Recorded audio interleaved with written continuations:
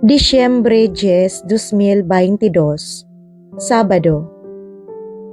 Pagbasa gikan sa Santos nga Ebanghelyo sumala ni San Mateo. Unya nangutana kang Jesus ang mga tinun-an. Nganong nag-ingon man ang mga magtutudlo sa balaod nga si Elias maoy muanhi pag-una?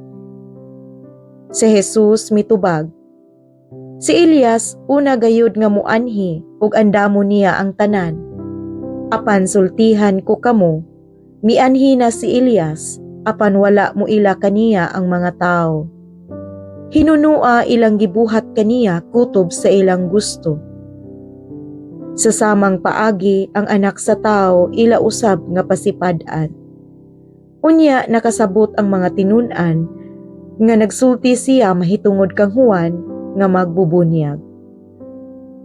Ang Ebanghelyo sa Ginoo. Daygon ko ikaw, O Kristo.